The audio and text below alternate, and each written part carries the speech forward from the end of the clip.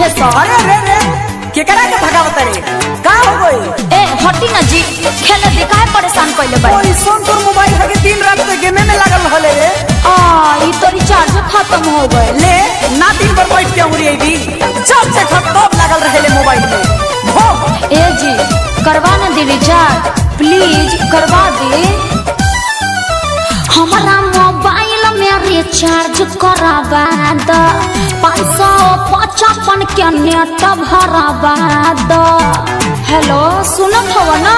एकदम नहीं तो नहीं। हमारा मोबाइल में रिचार्ज करावा द, 555 के नेट भरावा द। तू ही हमर सोना, तू ही रबा जी, रबा जी। तू ही हमर सोना, तू ही रबा जी, रबा जी। खेले में पहबाजी जहर देलहु सबजी का? खेले में पहबाजी जहर देलहु सबजी। खेले में पहबाजी जहर देलहु सबजी। अरे का कइले रे? अरे ना जरल नहीं खे, तनी सा लागल बा।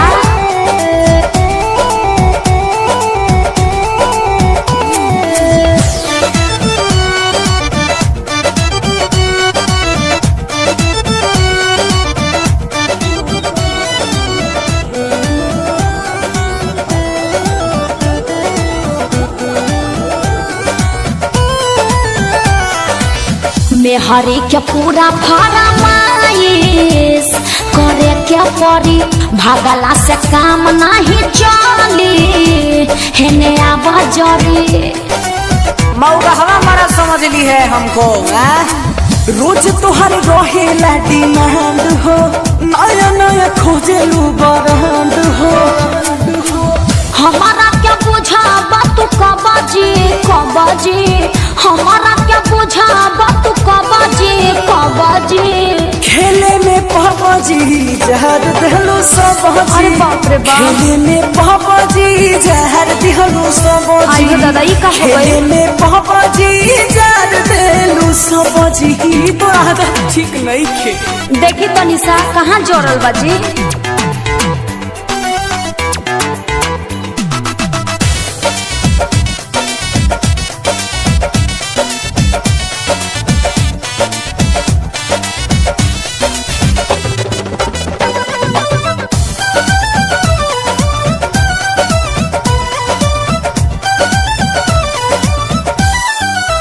मरल तुम आजा बनी राजा, साजा के भोगी। काहे के बियाह के लइलो, बनी जैता जोगी, बनी जैता जोगी। अबे नु बुझाता फंसी गही, कहल विनीत के न कही। तू न बोला जानी आबाजी, आबाजी। तू न बोला जानी आबाजी, आबाजी। खेले में पहबाजी जहर देलू सबजी। खेले में पहबाजी जहर देलू सबजी। खेले में पहबाजी। अरे